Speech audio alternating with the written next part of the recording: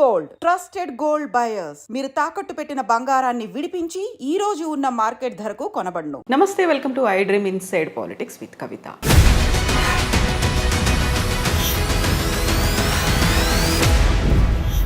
అక్రమంగా అమెరికాలో చొరబడ్డటువంటి వలసవాదుల్ని చేతులకి కాళ్ళకి సంకెళ్ళు వేసి మిలిటరీ విమానంలో పంపించేస్తోంది అమెరికా. అందులోనూ మన భారతీయులు కూడా ఉన్నారు. అయితే దీనిపై విపరీతమైనటువంటి విమర్శలు, వివాదాలు మొదలైపోయాయి. ఈ నేపథ్యంలోనే ప్రధానమంత్రి నరేంద్ర మోదీ 12-13 తారీఖుల్లో అమెరికాలో పర్యటించబోతున్నారు. పరిస్థితుల్లో ఏమైనా మార్పు వస్తుందా?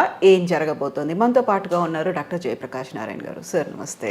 నమస్తే కవిత. సార్, గతంలోనే మనం మాట్లాడుకున్నాం, ట్రంప్కి ఒక సిద్ధాంతం అనేది లేదు, తను ఏది పట్టుబడితే అది చేసేస్తారు అనేది.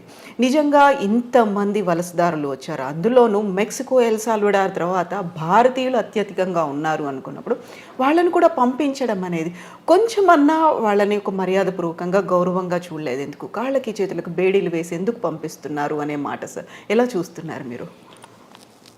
మన కోణ నుంచి చూస్తే పాపం ఏదో బతుకు తెరువు కోసం పోయారు, వాళ్ళని పంపించేటప్పుడు ఇంత అవమానించి పంపించాలని మనకు అనిపిస్తుంది. సహజం, అది సహజంగా దేశంలో కొంత ఆవేదన ఉంటుంది. కానీ ఇంకో కోణం నుంచి చూడండి మీరు, అక్రమంగా వెళ్ళిన వాళ్ళు అంటే నేరస్తులు, ఏదో అన్ని వేసాలుండి అక్కడ చిన్న చిన్న పొరపాటు జరిగిన వాళ్ళు కాదు. లక్షల రూపాయలు ఈ మాఫియాకి, ఏది అక్కడ ట్రాఫికింగ్ దళారులకి ఇచ్చి వెళ్ళిన వాళ్ళు, నిరుపేదలు కూడా కాదు. 30-40 లక్షల రూపాయలు ఎవరు ఖర్చు పెట్టగలరు? అది ఒకటి. రెండోది, మన విమానాల్లో వాళ్ళని తీసుకొస్తే మన దేశానికి పద్ధతి వేరు.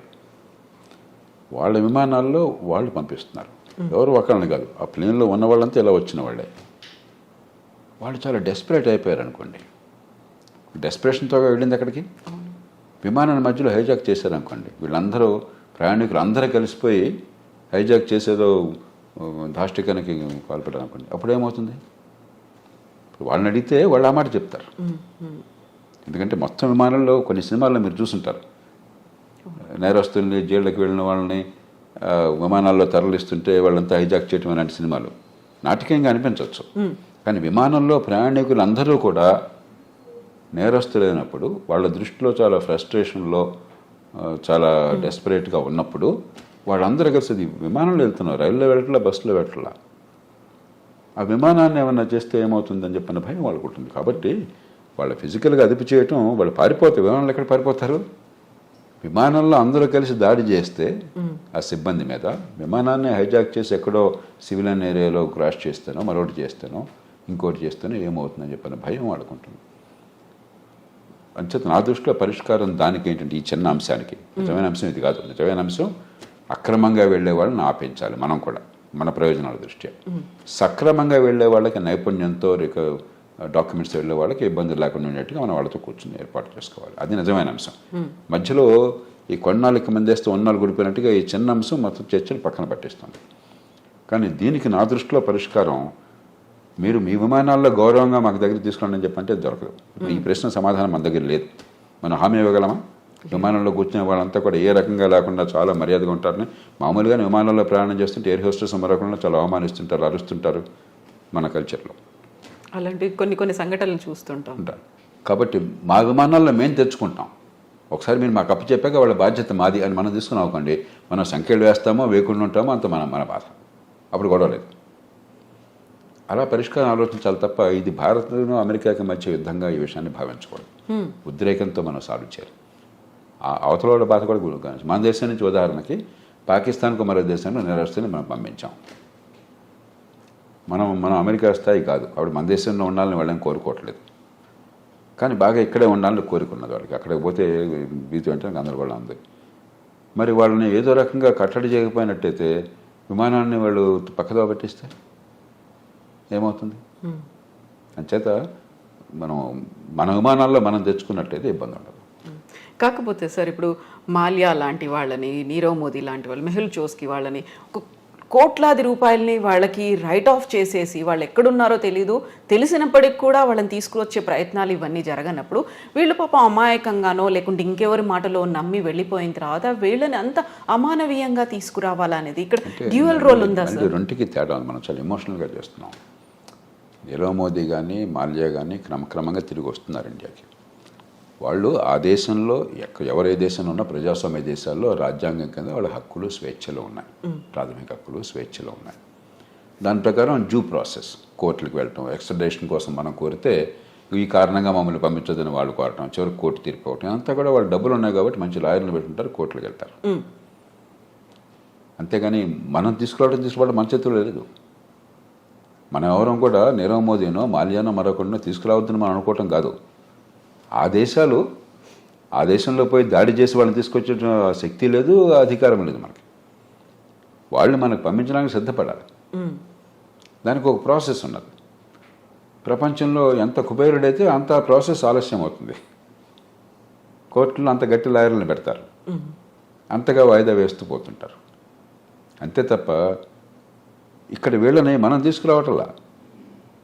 ఆ దేశంలో చట్టాలు ఉల్లంఘించారు, అక్కడ కోర్టులు వీళ్ళ కేసులు ఒప్పుకోలేదు కాబట్టి విధిగా రావాల్సి వస్తుంది. అలా చూడాలి తప్ప దీని పెద్దాన్ని మనం ఒక ఎమోషనల్ కోణం నుంచి చూస్తే పరిష్కారం రాదు.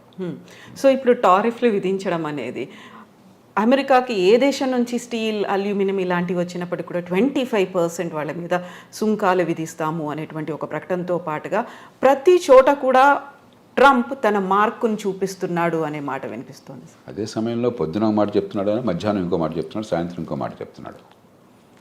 మామూలుగా ఏంటంటే పరిపాలనలో ఎప్పుడు కూడా విధానం ఏం కావాలని మల్లగొల్లాలు పడుతూ ఉంటారు. కొందరు ఇలా చేస్తే బాగుంటుంది అంటారు, మరికొందరు అలాగా దానిలో ఇబ్బందులు ఉన్నాయి, ఇలా చేస్తే బాగుంటుంది అంటారు, మరికొందరు ఇంకో రకంగా అంటారు. ఇవన్నీ చర్చించుకుని నిగ్గు తేల్చి చివరికి ఏది మంచి విధానం ఆలోచించి అప్పుడు పై స్థాయికి పంపిస్తారు.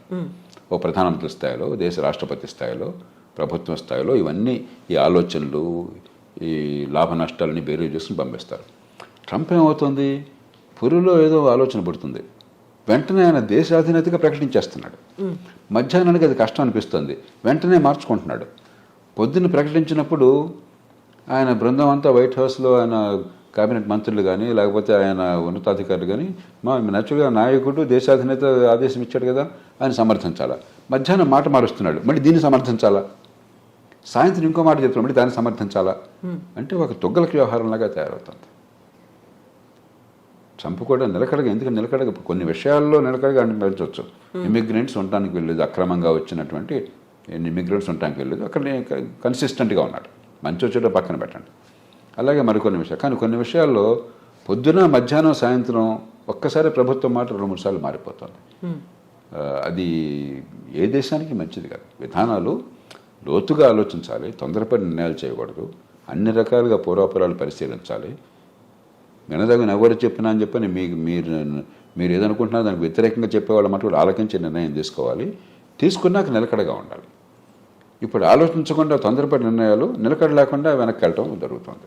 ఇప్పుడు జన్మతః పౌరసత్వం రద్దుకు సంబంధించి చేసినటువంటి అనౌన్స్మెంట్ అది ఏ దిశలో ముందుకెళ్తుంది అనుకుంటున్నారు సార్? అది జరగదు. ఆ దేశంలో కోర్టులు అంగీకరించవు, ఆ దేశంలో రాజ్యాంగం ఒప్పుకోదు. రాజ్యాంగాన్ని మార్చడం ఎవరి తరమో కాదు. అయితే ఒక్కటే అవకాశం ఉన్నది, ఇది సుప్రీంకోర్టు దాకా వెళుతుంది. బహుశా వెళితే సుప్రీంకోర్టు తీసుకోవాలనేది. మన దేశంలాగా ప్రతి కేసు సుప్రీంకోర్టు తీసుకోవద్దు. అక్కడ కింద కోర్టులో దీన్ని ఆపేశారనుకోండి, సుప్రీంకోర్టు తీసుకోకపోవచ్చు అసలు. మన దేశంలో ప్రతి చెత్త చెదారం ప్రతి కేసు వెళ్ళిపోతుంది సుప్రీంకోర్టుకి. అక్కడ అట్లా ఉండదు. ఏడాదికి 100 కేసులు చూస్తారంతే. వాళ్ళు ముఖ్యం అనుకున్నాయి, మిగతావన్నీ అప్లికేషన్ పెట్టి మాత్రం కోర్టుకు తీసుకురావాలి. ఊరికే డాకెట్ షీట్ నిండిపోతుంది, కోర్టుకు వేరే పని ఉండదు. ఒకవేళ తీసుకుంటే సుప్రీంకోర్టు తిరస్కరిస్తుంది. కానీ బహుశా ఏది ఆమోదించే అవకాశం ఉంది అంటే గట్టిగా ప్రభుత్వానికి వాదించే అవకాశం ఒకటి ఉన్నది. అక్రమంగా తల్లిదండ్రులు కనుక ఆ దేశానికి చొరబడ్డట్టయితే, ఏ రకమైన డాక్యుమెంట్ వేసా లేకుండా అలా చొరబడ్డాక ఈ దేశంలో బిడ్డల్ని కన్నట్టయితే వాళ్ళకి పౌరసత్వం రాజ్యాంగంలో పదజాలం ప్రకారం వాళ్ళకు కూడా ఉంటుంది, ఆ దేశంలో పుట్టారు కాబట్టి. కానీ రెండో పార్టీ పదజాలం మళ్ళీ కొంచెం సందిగ్ధంగా ఉంది. కాబట్టి దేశంలోకి రావడమే అక్రమంగా ఉన్నారు కాబట్టి అక్రమంగా వచ్చిన వాళ్ళకు, అక్రమంగా ఉన్న కాలంలో పుట్టితే వాళ్ళకి లేదని చెప్పి బహుశా కోర్టు ఒప్పుకోవచ్చు, మనకు తెలియదు. కాబట్టి భారతీయులకి ఇప్పుడు ఈ రకంగా అక్రమంగా వెళ్ళిన వాళ్ళకి ఇబ్బంది అవుతుంది. కానీ 195 మంది భారతీయులు ఈ దేశం నుంచి అమెరికా పోయేది చదువుకున్న వాళ్ళు, నైపుణ్యం ఉన్నవాళ్ళు, ఆ దేశంలోనే ఉన్నత విద్యను పొందిన వాళ్ళు చాలామంది, నైపుణ్యం వల్ల చాలా పూర్తిగా పద్ధతి ప్రకారం వీసా పొందిన వాళ్ళు. వాళ్ళకి ఎలాంటి ఇబ్బంది ఉండదు. మన ఊరికి అనవసరంగా కంగారు పడిపోయేది కంపెనీపోతే అనుకోవడం తప్ప నాకు 100కి వాళ్ళు ఏమాత్రం అనుమానం లేదు. కానీ అక్రమంగా చొరబడిన తల్లిదండ్రులకు పుట్టిన సంతానమైనట్లయితే సుప్రీంకోర్టు బహుశా వేరే స్టాండ్ తీసుకోవచ్చు. సార్, మీరు ఇప్పుడు 95% ప్రాపర్ మెథడ్లో వెళుతున్నారు అనుకున్నప్పుడు మిగతా 5%ని విమానాల్లో ఆ దేశాలకు పంపిస్తుంది. మన భారతదేశం వాళ్ళని ఎలా ట్రీట్ చేయాలి, ఏం చేయాలంటారు? అవగాహన కల్పించాలా మళ్ళీ? అవకాశం ఇప్పుడు అమ్మ ఈ దేశంలో 145 కోట్ల జనాభా ఉంది. 54 కోట్ల మంది పనిచేసేవాళ్ళు ఉన్నారు. దానిలో అత్యధికులు అసంఘటిత రంగం, రెక్కాడితే డొక్కాడిన వాళ్ళు, రేపు పొద్దున భోజనం ఎక్కడ దొరుకుతుంది తెలియని వాళ్ళు. కాబట్టి మన దేశంలో వాళ్ళేదో అక్రమ ఖర్చు పెట్టి అమెరికా వెళ్ళారు కాబట్టి వాళ్ళని ప్రత్యేకంగా నెత్తినెక్కించుకోవడం సాధ్యం కాదు. అందరి పౌరులతో సమానం. ఈ దేశంలో అందరికీ ఏ ప్రయత్నాలు చేయగలుగుతాం మనకున్న వనరులతో, మనకున్న పరిస్థితుల్లో, మనకున్న అవకాశాలతో ఆ ప్రయత్నాలు వాళ్ళకి చేస్తాం తప్పితే వీళ్ళని ప్రత్యేకంగా నెత్తిన పెట్టుకోవడం నేను చెప్పిన మాట విరుచించకపోవచ్చు. వాళ్ళ దగ్గర మన దేశంలో 2 రోజులు కొంచెం ప్రచారంలోకి వస్తే అది ప్రపంచంలో మోస్ట్ ఇంపార్టెంట్ ఇష్యూ. అంటే భారతదేశంలో ఈ కోట్ల మంది భవిష్యత్తు అక్కర్లేదా మనకి? కాబట్టి ఖచ్చితంగా ఈ దేశంలో ఉన్న మేరకు ఆ పరిస్థితులను బట్టి అవకాశాలు ఉంటాయి.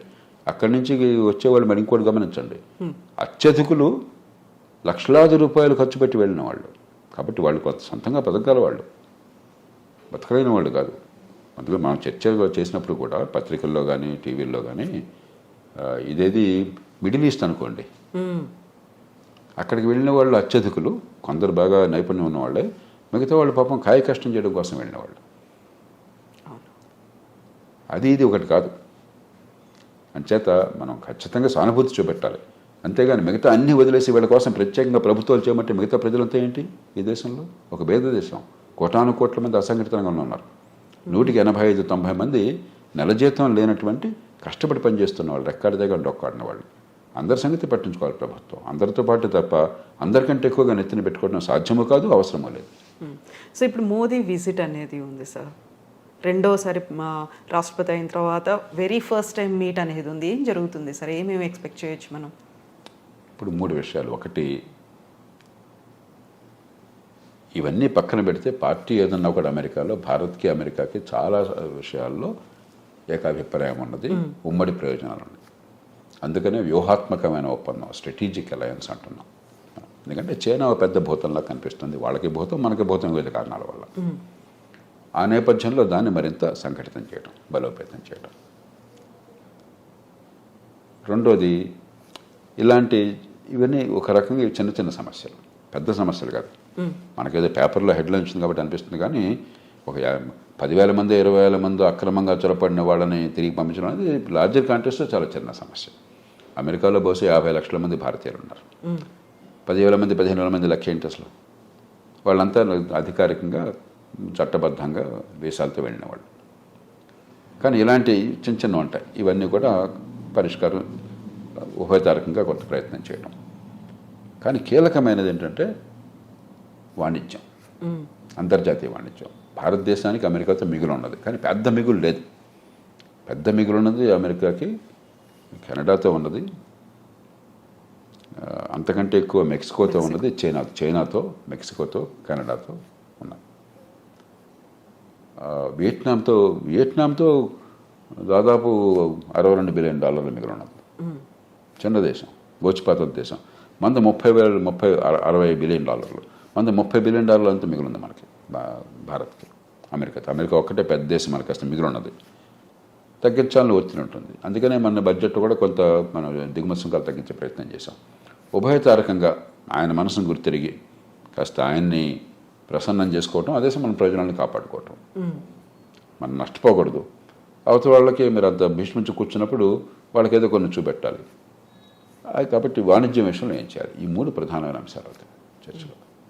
సో మన దగ్గర నుంచి వస్తున్నటువంటి దిగుమతుల మీద కూడా విపరీతమైనటువంటి సుంకం పెట్టబోతున్నారు, టారిఫ్లు విధిస్తారు అనే మాట అంత ఎక్కువ ఉంటుంది. వీళ్ళకి మనకి ఏంటంటే ఇదిగో పుల్లాడి దిగుతో అంటున్నాం మనం. మెక్సికో నుండి కెనడా మీద సుంకాలు పెడతా ఉన్నారు, మళ్ళీ వెంటనే మధ్యాహ్నానికి మార్చేశారు, సాయంత్రం ఇంకోటి అన్నారు. మన మీద కూడా ఇవన్నీ ఏంటంటే నెగోషియేటింగ్ టాక్టిక్. ఒక ప్రభుత్వాధినేత నెగోషియేటింగ్ టాక్టిక్స్ మనకి సంప్రదింపుల్లో మాట్లాడేటువంటి వాటిని అనాలోచితంగానో లేకపోతే తాత్కాలికంగానో విధానంగా అంత ఆర్భాటం చేసి ప్రకటించకూడదు. ట్రంప్ స్టైల్ అది, ఆయన తీరే అది. మనం ఏం చేస్తాం, ఆయన తీరు మార్చలేం కదా. పుట్టుకతో వచ్చిన బుద్ధి పుట్టుకలతో కానీ పోదని చెప్పిన మన చేతుల్లో ఏం లేదు. అంచేత మన మీద కొంత ఒత్తిడి మన మీద ఉంటుంది, కానీ భయంకరంగా ఏముండదు. మనం కూడా కొంచెం ఉభయతారకంగా వ్యవహరించినట్టయితే, మన ప్రయోజనాన్ని కాపాడుకుంటూ ఒడుకు వ్యవహరించినట్టయితే మనకి పెద్దగా నష్టం ఉండదు. సో ఫస్ట్ 100 డేసే కీలకమైనప్పుడు మీరు చెప్పినట్టుగా ఇన్ని కన్ఫ్యూజింగ్ నిర్ణయాలు పూటకొకటి మారుతూ ఉన్నప్పుడు వాట్ అబౌట్ మిగతా టెన్యూర్ అనేది ఎలా ఉంటుంది అనుకోవచ్చు సార్? ఇప్పుడు అమెరికాకి ఏమవుతుందో అమెరికా వాళ్ళు చూస్తుంటారు, మీకు నాకు బాధపడాల్సిన అవసరం లేదు. ప్రపంచానికి ఏమవుతుందని ఆలోచించాలి. ఏమవుతుందంటే అమెరికా తిరుగులేని నాయకత్వం ఉన్న దేశం, ఆర్థికంగా కానీ సైనిక పరంగా కానీ. ప్రపంచంలో కాస్త ఏమనాలి, ఒక కోఆర్డినేషన్, కొన్ని మౌలిక సూత్రాలు, కొన్ని మౌలికమైనటువంటి పద్ధతులు, అంతర్జాతీయ వాణిజ్యం కావచ్చు, మరొకటి కావచ్చు, ఇలాంటి విషయాల్లో అమెరికా ఒక పెద్ద పాత్ర వహిస్తోంది. అమెరికా ఆదర్శంగా ఉంటుంది. అది క్రమేణా పలచబడుతుంది ఇది కొనసాగితే. రెండోది, నిలకడలేని విధానాలు, పురుల్లో బుద్ధి పుట్టినట్టు ఏది పడితే అది తుక్కలకు విధానాలు కనిపిస్తుంటే మళ్ళీ అంతర్జాతీయ సమాజంలో అమెరికా నాయకత్వం తగ్గి చైనా గొప్ప దేశంగా అనిపిస్తుంది. వాళ్ళతో పోలిస్తే వీడమా ఉన్నారు, కాస్త పద్ధతి ఉంది, నిలకడ ఉందని చెప్పని. కాబట్టి ట్రంప్ కానీ ఆయన బృందం కానీ కొద్దిగా ఉభయతారకంగా వ్యవహరించకపోయినట్టయితే అమెరికా బలహీనపడి, అమెరికా నాయకత్వం బలహీనపడి చైనా నాయకత్వం పెరిగే అవకాశం ఉంది. భారతదేశానికి ఏనాడైనా సరే ఈ రెంటి మధ్య అమెరికా మేలు మనకి, మనం ఉన్న పరిస్థితుల్లో. కాబట్టి అది కొంచెం దీర్ఘకాలికంగా మనకు కొంత ఇబ్బంది ఉన్నది. కానీ ఇక అమెరికా అది కోరుకుంటే మనం ఏం చేయగలం, చూద్దాం ఏమవుతుంది. సో అప్పుడు మన దౌత్య వ్యవహారాలు కానీ మనం చేసేటువంటి ప్రయత్నాలు కానీ ఏమన్నా మార్పు తెచ్చే అవకాశం ఉందంట. అందుకనే ఇప్పుడు మనం చాలా జాగ్రత్తగా వ్యవహరిస్తున్నాం. పార్టీ ఏదైనా కూడా ఢిల్లీలో అధికారంలో ఉన్న పార్టీ అమెరికాతో మైత్రి సంబంధాలు మనకు తగ్గటం లేదు. అక్కడ ఏ పార్టీ ఉన్నా, మన దేశంలో ఏ పార్టీ ఉన్నా కూడా యూరప్తో సంబంధాలు మనం తగ్గించుకోవటం లేదు. చైనానే మనం శత్రువుగా తీసుకోవటం లేదు. సరిహద్దుల దగ్గర ఏమన్నా దాడి చేస్తే వాడు గట్టిగా తిప్పుతారు, ఎదురు తిప్పుతున్నాను తప్పితే చైనాని శత్రువు చూడలేదు. మనం చాలా సమావేశాల్లో చైనాతో కలిసి పనిచేస్తున్నాం. ఇదే సరే. అలాగే రష్యా ఎన్ని ఇబ్బందులు పెడుతున్నా కూడా యుక్రెయిన్ని, మన రష్యాతో వైరం పెట్టుకోవట్లా, ఇరాన్తో వైరం పెట్టుకోవట్లా. ఇది సరైన పద్ధతి. మన ప్రయోజనాలు మనకు ముఖ్యం తప్ప అమెరికా ఏం కోరింది, యూరోప్ ఏం కోరిందో మనకు ముఖ్యం కాదు. వాళ్ళకి నొప్పించకుండా, మనకి తానవ్వక నొప్పింపక మన ప్రయోజనాలను కాపాడుకోవాలి. నా దృష్టిలో మన ప్రభుత్వాలు చిత్తశుద్ధితో ఆ ప్రయత్నాలను చేస్తున్నాయి. అవి కొనసాగించాలి.